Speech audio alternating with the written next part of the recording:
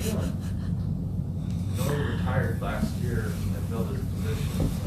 You just ran away. Yeah. You went out. He goes, here's all of Brian's duties. Yeah. Fun. All right. So I can unmute whenever you guys are ready. I think we're ready. Yeah. Are you running this? I'm rolling. Okay, go ahead. Are you going to ask the first question? Are you going to? You want me just to start? Yeah. Great. Good morning. I'm Reynold Nesiba, State Senator from District 15, and serve as the Minority Leader in the State Senate. Why don't we do introductions first? Good morning, everyone. My name is Erin Healy. I serve as the Democratic Minority Assistant Leader for the House. And I serve as the House Minority. A variety of bills. I'd like to just highlight one this morning. One of the bills I'm bringing and will release next week is a bill that would allow campaign funds to be used for to pay child care expenses. And this is a bill that I think is going to have bipartisan support.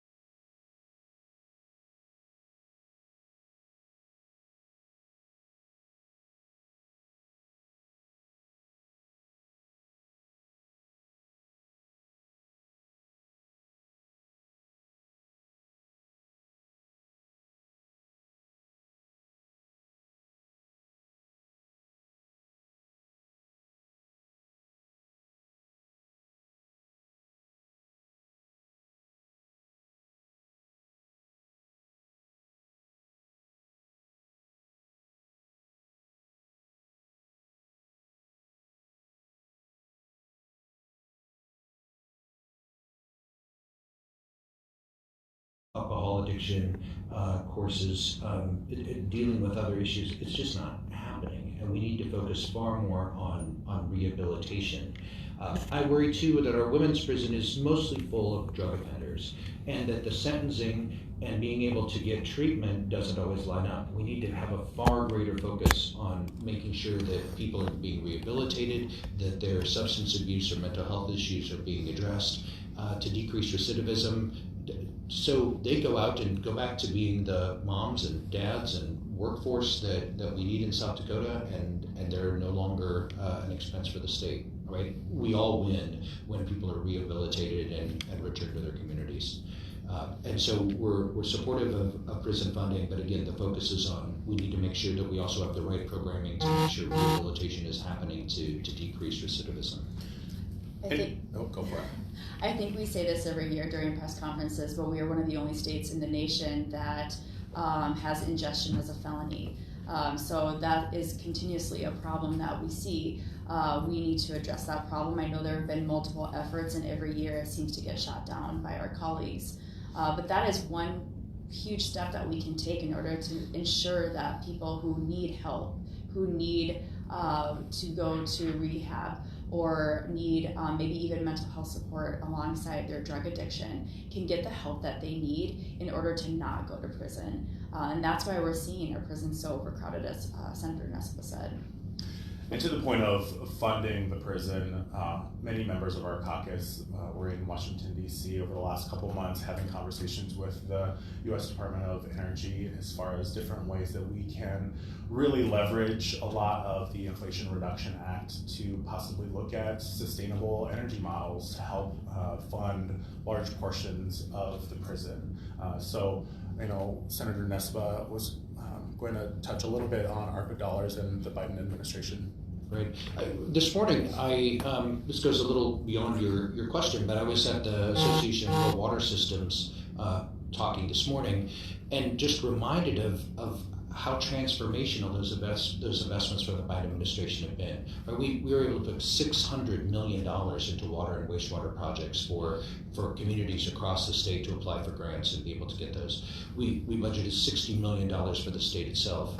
One of the important conversations over the next couple of weeks is going to be this $95 million and what we're going to do with those additional funding for ARPA.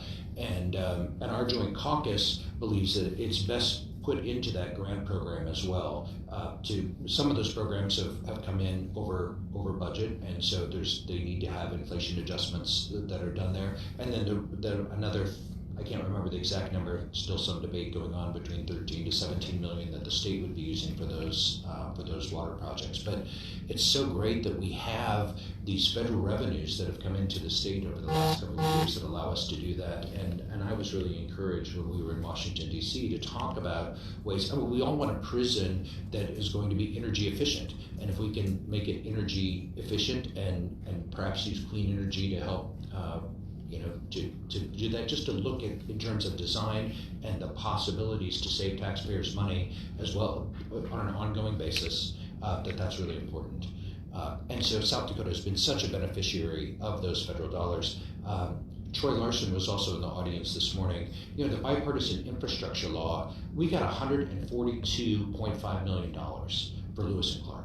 And for those of us in Sioux Falls, that's a source of our water, and that's the kind of investment that the Biden administration has been making in South Dakota, and we need to continue to communicate that. I think that if the press is looking for a story of just being able to track the billions of dollars that have come to this state and the benefits that have come to the people of South Dakota, that's a story that's left to be written. Additionally, the three of us represent Sioux Falls, but a lot of those infrastructure, the IRA, those dollars have a great potential of serving our rural South Dakotans as far as building out that infrastructure and making sure that agriculture continues to be competitive across the entire country. So we will continue to challenge our Secretary of Agriculture to utilize those funds as best as able, and continue to have those conversations. Right. And it's clear that that $600 million worth of grants have gone out across the country, or across the state to rural water systems and municipalities across the state. Thanks for that question. Long-winded long-winded answer for you, Lee, but More thanks. over time. Representative Nelson, you talked a little bit about ICWA. How are you guys educating your colleagues within your caucus and across the aisle about the needs that these Native American birth families face, as well as kinship families? Certainly, thank you for the question. So the other day, the State Tribal Relations Committee hosted the Casey Family Programs as an informational session. Several stakeholders within tribal communities, as far as the ICWA implementation staff, as well as legislators, bipartisan, were in the room to listen and understand really the entirety of what this means for Native children and Native communities. And so I think the education component continues to be, how does this impact real people in real time?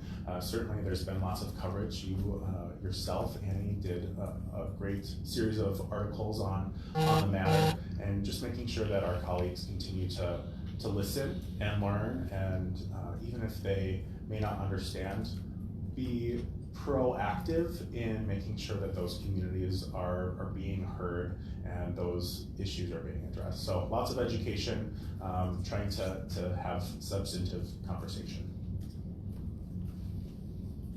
And at some point that might involve appropriations as well, that we need to do a better job of making sure that there are Native families that are equipped to be able to take in foster kids. And I think that that's a place where the state is going to need to make bigger investments to make sure that Native kids can stay in Native communities. Would you consider conversations about supporting foster families as well? Absolutely, that's what I'm referring to, that we need to have support for foster families in those communities. And we have not done a good enough job equipping and funding and supporting those. And that might be part of a broader conversation too, to really take a look at, I don't know if anybody is doing this, but I think it would be, maybe it's an extension of this conversation of just looking at our foster system, and in terms of the way our funding, the last time I looked at it, as much as we talk about it in South Dakota, we do not support financially foster families in the same way that states around us do, and we could do, I think there's a bipartisan space there for us to work together and making sure that foster families are getting the support they need to take care of kids. There's some talk about incentivizing consolidating some long-term care facilities. Is that an idea that y'all kind of support, or where do you kind of sit maybe on I worry about long-term care. I was at the veterans event last night, again talking to people, and I had this conversation with U.S. Senator Mike Rounds last year when he was up here, of whether there was a way to have some flexibility. I wish that we could have on some of these residential facilities to have a wing that could be dedicated to veterans. The veteran reimbursement rate is higher. They also have some higher care standards, but I think that would also be worth exploring to be able to keep veterans closer to home, and it might also be a solution for some of our particular our rural nursing homes, nursing facilities, and care facilities. Last session, the legislature looked at a lot of the reimbursement rates. Certainly that's one portion of the entire topic. We continue to have conversations about workforce, particularly in rural communities, making sure that grandma and grandpa can age as seniors in their home communities and not have to move possibly 50, 100 plus miles away. The workforce component, there's conversation that the capacity is there, the beds are there. It's just a matter of certainly ratios and making sure that the care is able to be done well for those individual patients, and that requires professional staff who are qualified to be living in those communities. And so any legislation that supports rural South Dakota, making sure that the vibrancy and the economic growth in those smaller towns will continue to lend itself to the improvement of not only that particular vein, but lots of issues that we see across the state. I stare at the AP reporter for a second. We have a new AP reporter this year. Welcome. Maybe do you have any questions, any curiosities about South Dakota? Not at the moment, no. He wants to know what Chislik is. Have you experienced our state NOSH? I don't know what that is. It's not beef tips, it's lamb. Whoa. Controversial, I know. It is controversial. Any other questions from the press? That's good for now. Thank Okay. you. That I have. I just make one closing statement. In the governor, both in her budget address and the state of the state, there's a lot of great things going on in South Dakota, and we have really strong fiscal health. But we do have these other deficits that the Representative Healy and Nelson have talked about. So we have a balanced budget, but we have a real deficit when it comes to pre-K education, real deficit when it comes to child care, ongoing deficits of workforce that we have addressed partly by tuition freezes at our tech schools and our universities over the last 3 years, and I'm hoping that we can continue onto that. And just as a closing thought, we keep talking about workforce. One of the things that came out of Senate Bill 55 a few years ago is we found that our Board of Regents, more than half of our graduates were working out of state. And part of the problem, I think, is overly divisive political rhetoric.